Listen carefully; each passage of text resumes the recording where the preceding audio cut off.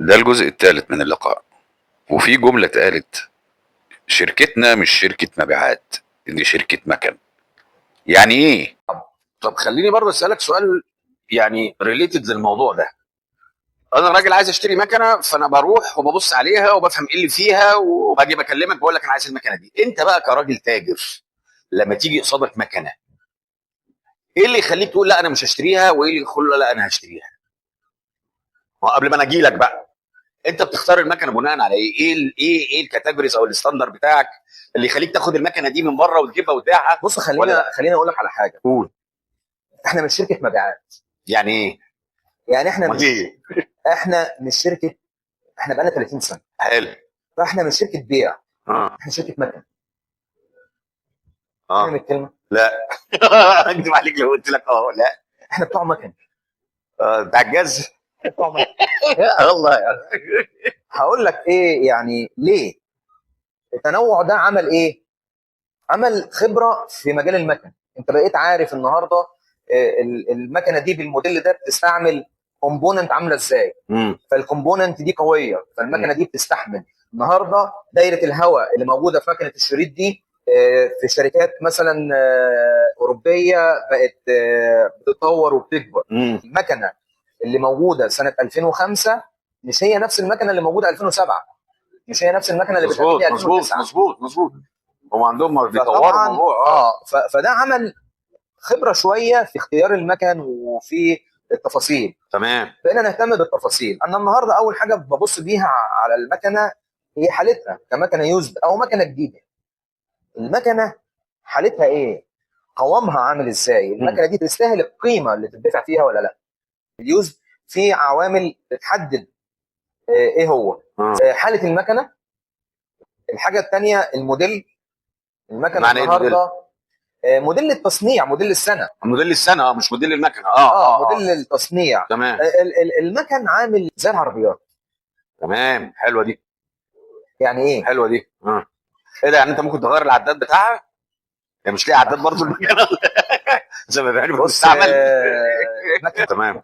لكن انا اقصد اقول الموديلات المختلفه بتاعه المكن بيبقى فيها تنوع في المكونات، تنوع في الاوبشن، تنوع في الامكانيه، السرعه في الاداء مختلف. طيب تمام. يعني لما نيجي نقول النهارده مكنه زي مثلا العربيات زي ما قلت لك. تمام. العربيه مثلا الفئه الصغيره موديل 2005 مختلفه عن الفئه الكبيره 2002. مظبوط. من نفس العربيه. مظبوط. فهو احنا عندنا نفس الموضوع. اللي بيحدد قيمه المكنه حالتها، مكنه صحتها ايه وحالتها ايه. الحاجه الثانيه موديلها، موديل تصنيعها، هي الموديل بتاعها ايه. البراند او الماركه. هل البراند ده دي حاجه مهمه؟ هل البراند ده ليه عمر طويل ولا البراند ده لسه جديد حديث خبرته قليله وهكذا. ده في اليوزد. احنا طبعا الكلام ده بقى اتنقل لنا من اليوزد، فبدانا حتى في الجديد ما بقيناش نشتري المكنه عشان هي مكنه جديده. احنا بنجيب المكنه اللي احنا نختار المكنه في وسط اخواتها من المكن اللي زيها بناء على امكانيات المكنه والكومبوننت اللي جواها في المكنه منافسه. لانه النهارده المكنه زيها طبعا انت عارف في الصين او في تركيا المنافسه قويه طبعا، وبالذات في الصين. فالنهارده انت بتشتغل مع مصانع كتيره جدا موجوده بتنتج نفس المنتج. بتختار ازاي؟ دي موضوع صعب جدا. وده خلينا اسالك سؤال تاني في موضوع انك هتختار ازاي. هو سؤالين صراحه مش سؤال واحد. الاسعار دلوقتي عامله ايه؟ الدنيا عامله ايه في الاسعار؟ هل في متناول؟ هل في طرق سداد؟ هل نقدر نسهل على الناس؟ انا عارف شايفين عايشين السوق وشايفين الدنيا عامله ازاي. دي اول حاجه. الحاجه الثانيه، بصفتك راجل في السوق بقالك سنين وتعاملت مع ناس كتيره، ايه اكبر غلطه بيعملها المشتري ودايما عايز تقول له خلي بالك قبل ما تيجي تشتري تعمل 1 2 3؟ فين؟ ايه الحته اللي دايما انا راجل جاي وغلطان في الحته دي وانا ما اعرفش؟ نقولها للناس. نقول ايه اكتر غلطه؟ السؤالين دول مرتبطين ببعض جدا. ايوه. تفاوت الاسعار هو نتيجه للمنافسه اللي موجوده. طيب النهارده ناس كتير بيبقى عندها نفس المنتج باسعار مختلفه جدا. حصل. طيب النهارده ايه اللي بيحدد ده؟ انا النهارده راجل مقدم على الشراء وعايز اشتري مكنه شريط، عايز اشتري مصنع، عايز اشتري مكنه مقطع. مم. ده بالنسبه للجديد. فبلاقي تنوع كبير وبلاقي اسعار كتيره جدا. طيب وده بيبقى دايما في مصلحه العميل، بس لازم العميل يستفيد منه. تمام. يعني ايه؟ يعني بقول انه فرق السعر مش هو المحرك الرئيسي لشراء المكنه. جميل. يعني مش هروح انزل من بيتنا هروح اجيب المكنه دي عشان هي ارخص مكنه في السوق. مم. ابقى غلطان. مم. دي اجابه السؤال الثاني. مم. ان النهارده العميل لما بيجي يقول لي انا هروح اجيب المكنه دي عشان هي ارخص من عندك، بقول ده غلطان. مم. مم. لكن لما يجي عميل تاني يقول لي المكنه دي نفس المكنه اللي عندك بنفس قدره المواتير بنفس الوزن بنفس الاوبشن بنفس الشاشه بنفس الكلام ده موجود في مكان تاني بسعر ارخص، ابدا اتعدل واقول له بقى فين الكلام ده؟ وريني. اه لان ده مهم جدا. يبقى انا يا اما انا عندي حاجه غلط يا اما التاني عنده حاجه غلط. بالظبط. فاحنا بس وحدنا المقياس. بالظبط. قلنا دي اختي دي لكل المقارنه حاجه. لازم تبقى المقارنه لازم تبقى فير تماما. تمام. زي ما بيقولوا ابل تو ابل. انت النهارده بتقارن مكنه شريط بمكنه شريط. طيب مكنه الشريط دي فيها ايه؟ بتقدم ايه؟ مواتيرها عامله ازاي؟ الفينش بتاعها هيطلع عامل ازاي؟ الجوده عامله ازاي؟ الشاشه عامله ازاي؟